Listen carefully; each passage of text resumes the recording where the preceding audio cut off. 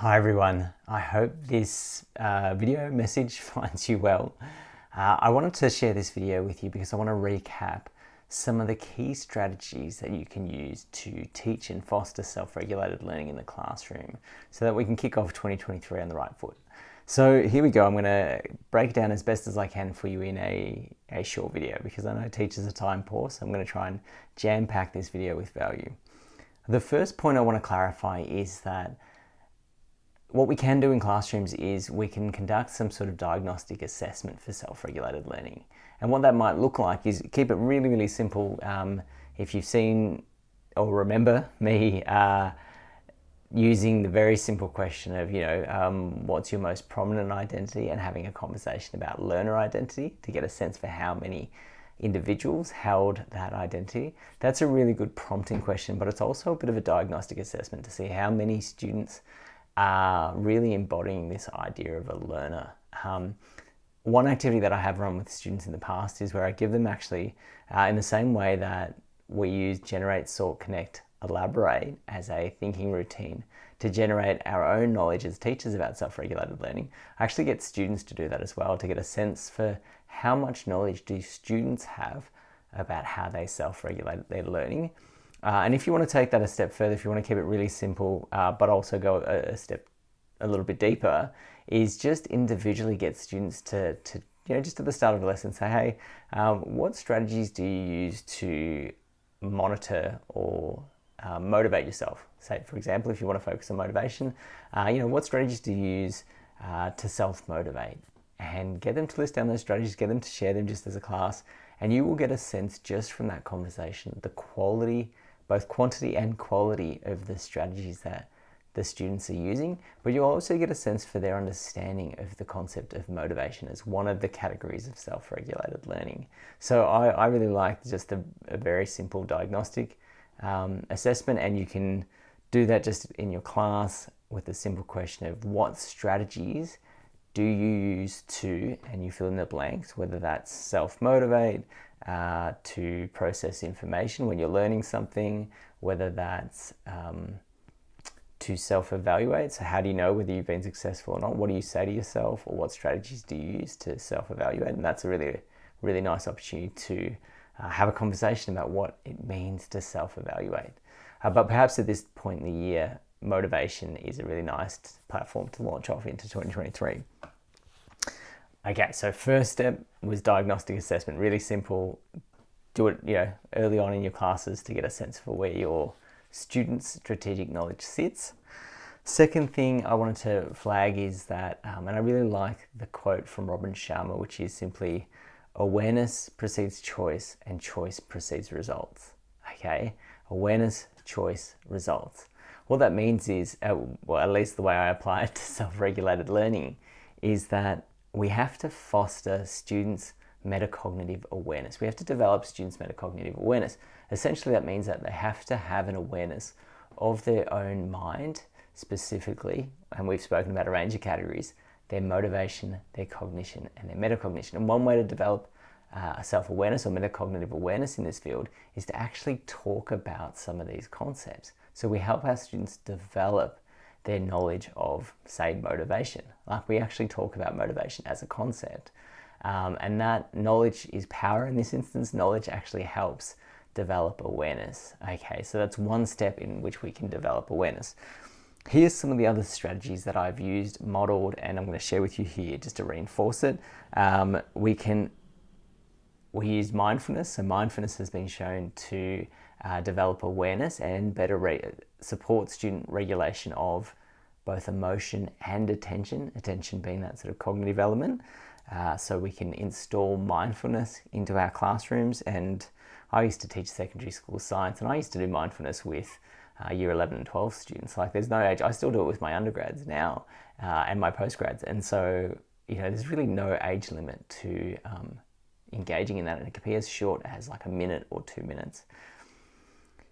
We can implement self-recording approaches. So, one of the most common ones that I teach as an example is the tally strategy, which is just about developing awareness of your attention and where your mind is wandering off to.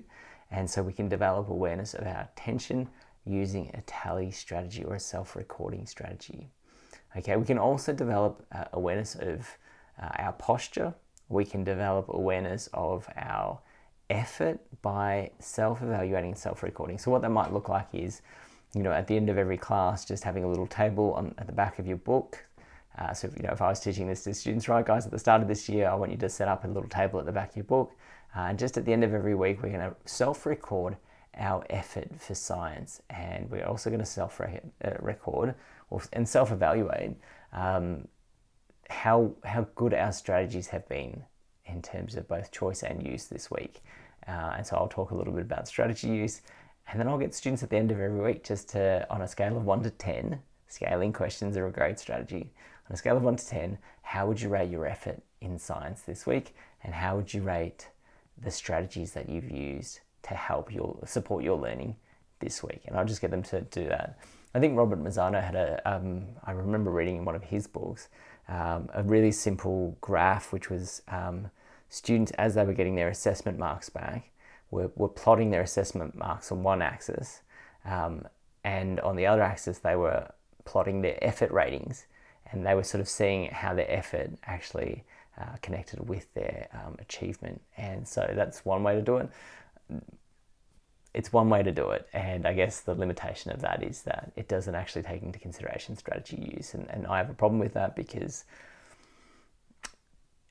students will often say they're putting in a lot of effort and they're trying hard, and the piece that they're missing is their choice of strategies, and it's the quality of those strategies. And so I think overly focusing on effort is problematic without considering the role of strategies in there. All right, another strategy to develop awareness, metacognitive awareness, you can build in structured reflections. So what I mean by this is, in the literature, it's referred to as explicit metacognitive prompting. And this could be anything from, giving them I used to have a worksheet that just had self-regulated learning broken up into 3 columns. And the first column was simply, what do you want to achieve in this lesson? So what's your intention for the lesson? What's your goal? What strategies will you use to help you achieve that goal? How are you feeling in terms of your confidence with achieving that outcome, so self-efficacy? Then I would get them to check in midway through the task, 20 minutes in. I would sort of say, okay, hey, fill out the second column. And that was just a monitoring column. So, hey, how am I progressing? Was the prompt. Am I happy with the strategies that I'm using, or do I need to change tact? Have I been seeking help? And if so, how? Were just some of the question prompts that I had. And then in the third column, which, again, I would stop them just 5 minutes before the end of the lesson, and I'd get them to fill out the last column, which was an evaluation column. How did I go? Was I successful or not? And if not, or it doesn't matter, whether I was successful or not, what was the explanation? What was the reason for my progress? What would I change next time were some of the question prompts that I would have. And so it was just a really simple A4 landscape sort of worksheet, 3 columns, and it just had question prompts in each. I've also used in the past, when some of these apps were allowed, was there's an app called Grid Diary, which was, essentially just a grid. So 8 quadrants. I used to have 8 quadrants, and in each in each box, I used to have a question. Okay, and so you can create this as a worksheet. You can create this as an online template, or you can use the app if you like. It's called Grid Diary. I'm not associated with them in any way, shape, and form. So check it out to make sure it's appropriate for schools. But I used to use that just to kind of get the students to think about their own questions that they wanted to ask themselves about their learning. And that could then be kind of more personalized for them. It's called explicit metacognitive prompting, where we use questioning to get students to reflect on their own thinking and their own self-regulated learning experience. Okay, what else can I tell you? So obviously an extension of that would be journaling. So if you want to take away the prompts and give them kind of expressive writing opportunities. So at the end of the science lesson, just 5 minutes to sort of say, hey, take a moment just to reflect and engage in journal about your experience today. And it's an opportunity to talk about practice of journaling, because journaling has been very well supported in the literature as a tool to develop metacognitive awareness, and so that's going to be really cool for us in self-regulated learning. So many more that I could share with you, but I'll pause there. What else can we do? We can explicitly teach strategies. So mention scaling questions as an example of that. Implementation intentions, something that I use as an example with teachers. It's similar to a SMART goal, but it's got a framework. So it's just like a sentence stem, so you can use that. If you refer back to an activity that I do with, gosh, I'm talking so fast. I told you I was jam-packing this with value. Empathy mapping. So I often get teachers to empathize with a student, but I've actually used empathy mapping as a self-evaluation tool where I get students to think about, okay, what are they thinking, feeling, and doing now? And this is a great one to do at the start of 2023, particularly in those pastoral care units, but even in your own subject. How are they thinking, feeling, and what are they doing in science? And then give them another empathy map. So again, this could just be, an A4 piece of paper split into 4 quadrants: thinking, feeling, saying, and doing, just the 4 quadrants. And then you give them the empathy map again, and you say, right, by the end of this semester, or by the end of this term, what do you want to be thinking, feeling, saying, and doing in science? Or by the end of this year, what do you want to be thinking, feeling, saying, and doing? Okay, and so I actually use empathy mapping, not just as almost a self-evaluation tool, but as a way to empathize with our future self, and therefore I use it in a goal-setting way. And we know goal setting sits under that first phase of self-regulated learning. All right, what else can we do? So just to recap, I've got a diagnostic assessment, foster metacognitive awareness using a range of different tools. We want to explicitly teach a range of strategies. So when we're talking about motivation, for example, like what strategies do you as an individual use to improve your motivation? And those are the strategies. If you're not clear on them, it might say something about your own level of awareness about your own motivation. And so that's something perhaps to dig into, but I'm assuming you are aware of those strategies. Name them, list them down, and see if your students, when you ask them and you do your diagnostic assessment, see if they list those strategies, and if not, teach them those strategies. Okay, so 3 was explicit teaching of strategies. 4, create autonomous learning environments for them to practice self-regulated learning. Okay, so we do need to build those in. They can be a range in shape and form depending on the year level and your level of comfort with your students and letting them have that opportunity. But what I would suggest you do before you give them that independent activity is frame up the activity from a self-regulated learning perspective. So have a conversation with the students about, right, what do we need to do during this next 20 minutes in order to self-regulate our learning? And hey, this would be a really good point to use one of those worksheets with the 3 columns and get them to engage in a bit of metacognitive reflection about how they're going to approach the task, monitoring and then evaluating at the end. So that's the 4th one. And then a 5th one here, I'm going to share with you a few examples from the field. Okay, I worked with a number of faculties recently in a school, and they all applied, they were all thinking about self-regulated learning, but wanted some help with how to transform their kind of approach. So the first one was that, take a department that was, they've been really pushing cognitive strategies, cognitive being those strategies that we use to process information. And what they realized through the conversation was actually the biggest barrier for this particular department was not the cognitive strategies, it was actually the students' motivation for their subject. Okay, and so my advice to that group was to actually focus on student self-motivation, particularly self-confidence. So self-efficacy for that subject, very specific self-efficacy, and to try and develop students' knowledge of that concept of self-efficacy and to explicitly teach strategies to improve self-efficacy for that subject. And there are 5 evidence-based strategies that I can think of off the top of my head. So that was my advice to that faculty. If you're interested in that, obviously check out the self-efficacy literature. I have a blog on my website that talks about 4 of those strategies. There's a 5th one now that I'm aware of, but maybe check that blog out as an initial starting point.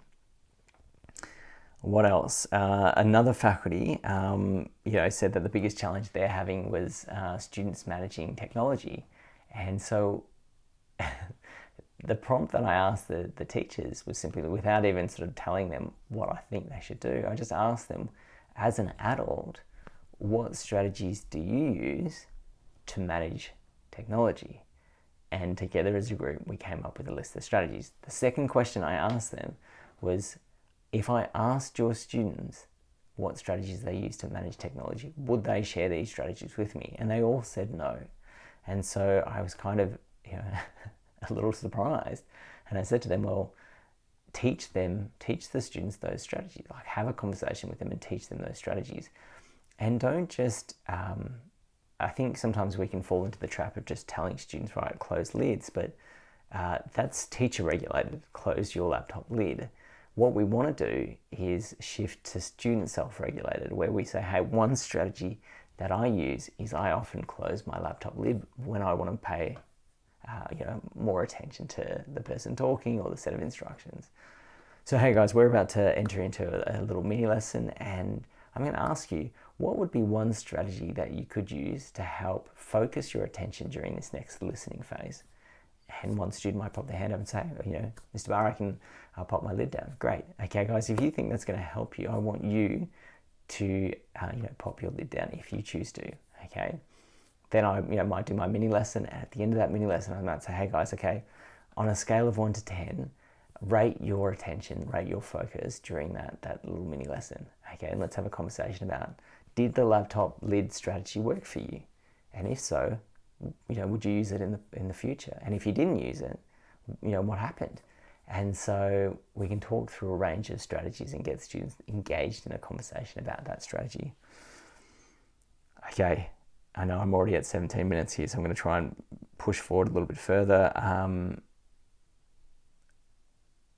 Okay, I'll give you one more story from the field.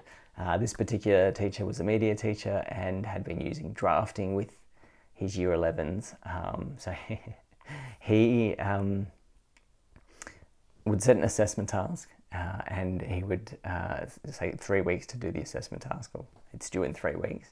And at the 1 week or 2 week slot, he would say, right, submit drafts. And students would never submit drafts. And so then, the following year, he said, right, I'm only going to give you 1 week because you haven't, you never use the drafting opportunity anyway. So you've got 1 week to do this assessment task. And then the students complained that it was not enough time and they didn't have a drafting opportunity. So I said to Andy, he was getting frustrated, obviously, with this experience, rightly so. So I said to him, I said, why don't you, just to help shift from teacher regulated to student self-regulated, I said, what if you facilitated a conversation with your students and you said to them, hey, here's the task. Have a think about how long you need to produce a high quality piece of work for this particular task. And, give the students a moment to think about it, read the task very carefully. Okay. And then, you might collect responses in a Mentimeter, or you might just get them to pop their hands up, and you probably will have a range of responses, everything from 1 week to 3 weeks, maybe 4 weeks, etc. And so you might say, okay, guys, what we're going to do is we're going to go with the majority. It sounds like the majority of you want 3 weeks. I recognize, hey, Pete, you want 4 weeks. So I'm going to make note of that as well, because I think, some students need extra time, etc. But everyone else in here has said 3 weeks. Great. Okay. Or, everyone has said 3 weeks or less. So guys, if you only need 1 week, absolutely fine. Don't feel like you have to start working on it now, but we're going to give it a 3 week timeline. Okay. Raise your hand if you think drafting, an actual drafting process and getting some feedback on a draft would be helpful. And you might have to explain what drafting is for students if they need it. Okay, great. So you all think that would be useful. So would it be useful to build that in? And they might say, yeah, okay, great. Okay, when would you like the drafting process? Because, noting that you'll need some time to I need some time to provide the feedback and you need some time to act on that feedback. So let's work backwards from a bit of a timeline. So they might say, right, okay, cool, 2 weeks out, we want to submit drafts. fantastic. Okay, and then one student might pop their hand up and say, hey, but Mr. Barr, every time we've been offered drafting in the past, I never do it. I never have it done in time. And it's not worth anything, so it often just falls by the wayside. I thought, okay, so what you're telling me is that because there's no weighting to the drafting process, it sort of falls off the priority list. So would it be helpful if we added a weighting to the drafting? And they might, unanimously agree. Okay, although there might be a conversation about it, but let's say they've all agreed to some degree. And this particular task in total is worth 30%. So I might say to them, okay guys, what we're going to do is we're going to make the draft worth 7% or 5%. Actually, it's going to be an easy 5% for you to get. All you have to do is submit a reasonable draft, and we'll talk about what is a reasonable draft. So that I can give you feedback. And what that means is that, it has to have some sort of introductory paragraph. It has to have, whatever the task might look like. It has to have certain elements. It has to show some level of initial thinking that I feel like I can give you feedback on to help guide you. If you submit that, and I'm happy with the level at which you've submitted it, we'll call this a pass-fail grade for like a hurdle requirement for the drafting. If you get it in and I give you feedback, you get an easy 5%, okay? And that means the final task is going to be worth 25% for you, okay? It's not going to be scaled, it's just going to be an easy 5%. Would that make a difference for you in terms of submission? And they might hopefully say yes, or they might say, could we make it a little bit more? Great, let's have another conversation about that. All right, so we're set now. We've got 3 weeks. You've got the assessment task. You've got a drafting phase in check. I will check in with you guys along the way, but otherwise it looks like we've got a bit of a plan. I offered that to the teacher, and he just had this sense of relief because he had been trying to dictate this process for students. And what I said to him is, how about you outsource the decision making to the students? Let them make the decisions so that you're not responsible for the outcome. They're responsible for the outcome. You are simply the facilitator of that process and that conversation. He found it to be a game changer, and he's definitely going to use it this year. So if that kind of frame is going to be useful for you, think about that. How might we reframe the conversation so it's not us telling the students, but we're facilitating a conversation with students where they're starting to make those decisions and choices. That is a shift towards self-regulation and self-regulated learning. Okay, guys, I think I have, team, I have definitely hit you with a lot of strategies. Please feel free to reach out if you want some clarification. This is just an opportunity to try and give you some pragmatic strategies that you can take away and use directly in the classroom. Just remember, teaching self-regulated learning is simple, but it's not easy. Okay, if it was easy, everyone would be doing it, and we would have a generation of young people who were self-regulated as learners. So it's simple in terms of the approach. It's just not easy. And one thing we have to do as teachers is keep it, bump it up in terms of priority. And we need to tap into a range of structures that allow us to keep it there. The first structure, is I always suggest to teachers is make sure you build in a learning intention in your list of learning intentions. So one of those being self-regulated learning, keep it on the radar.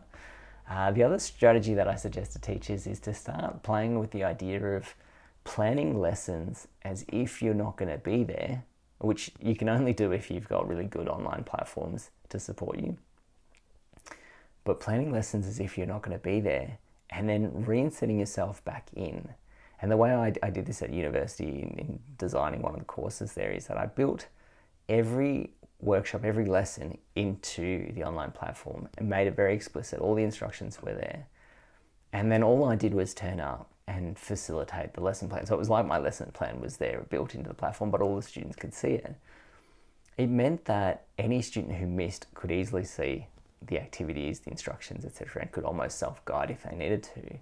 But it also meant that I didn't need to provide so much instruction anymore because it was already there. So actually what I could do was facilitate more conversations about self-regulated learning. Okay, so that's my tip.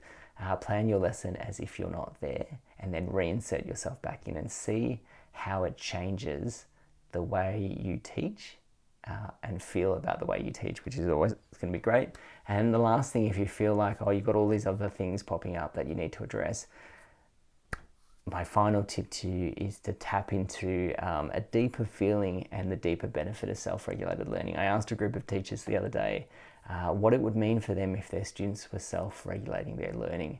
And they said that they would have more time and they would be able to engage in conversations with their learners at a deeper level about the learning. And that was enough for them to go, this is going to be really, really important. The other thing I asked them to think about was how they would feel if their students were self-regulated learning. And I had everything from joy, a sense of peace, a sense of pride, etc. Only positive feelings. So tap into that deeper motivation. Remind yourself of that we're in this for the long game, and we will, if we all, reminds me of Mother Teresa's quote, if we all were to sweep our own doorstep, then the whole world would be clean. I kind of, apply that a little bit to self-regulated learning. If we all taught our students just even a single strategy this week, then before you know it, our students would have a depth and wealth of strategic knowledge that would help them self-regulate so much better than they already are. On that note, if you found this video useful, please, share it with colleagues, share it with maybe 3 other teachers. I don't mind, beyond your immediate community. I'm giving you permission to do that. Make sure you save it, revisit it if you need a reminder. But 26 minutes in, that's far too long, guys. Deepest gratitude for your attention during this video. I wish you all the best for 2023, and I'll talk to you soon.